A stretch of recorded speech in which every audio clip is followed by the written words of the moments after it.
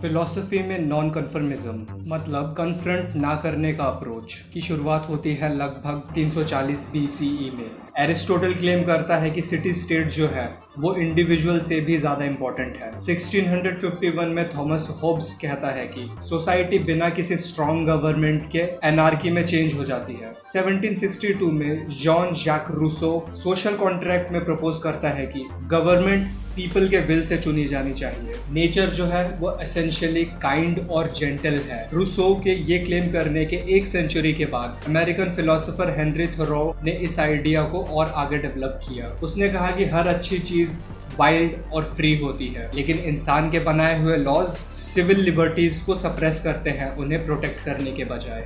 थोरो को ये लगता था पॉलिटिकल पार्टीज जो हैं वो एसेंशियली वन साइडेड है और उनके पॉलिसीज अक्सर कॉन्ट्राडिक्ट करते हैं हमारे मॉरल बिलीफ्स को। इसी कारण से उसने कहा कि ये इंडिविजुअल की ड्यूटी है कि वो खुद को प्रोटेक्ट करे अनजस्ट लॉ के अगेंस्ट, और कहा कि पैसिवली इन लॉज को इफेक्टिवली इनेक्ट करने देने से इन्हें जस्टिफिकेशन मिलता है। कोई भी फूल रूल बना सकता है और कोई भी फूल उसे माइंड कर सकता है। ये बात बोली तो उसने इंग्लिश ग्रामर के कॉन्टेक्स्ट में थी, लेकिन ये आइडिया उसके पूरे पॉलिटिकल फिलोसफी में देखने को मिलता है। अपने 1849 के ऐसे सिविल डिसोबीडियंस में थोरो सिटीजन्स के नॉन कोऑपरेशन और नॉन वायलेंस के थ्रू कॉन्सेंशियस ऑब्जेक्शंस के राइट्स की बात करता है, जिसको वो प्रैक्टिस में लाया। उसने टैक्स पे करने से मना कर दिया, जो कि मैक्सिको में वॉर को सपोर्ट कर रहा था और स्लेवरी को परपेचुएट कर रहा था। थोरो के आइडिया उसके कंटेम्प्रेरी कार्ल मार्क्स के आइडिया से एकदम कॉन्ट्राडिक्टरी थे और उस टाइम के यूरोप के रेवोल्यूशनरी स्पिरिट जो कि वायलेंट एक्शंस को डिमांड कर रहे थे। मार्क्सिज्म पे मैं एक वीडियो ऑलरेडी बना चुका हूँ, अभी तक नहीं देखा है तो रेकमेंड करूंगा कि आई बटन पे क्लिक करके देख सकते हो,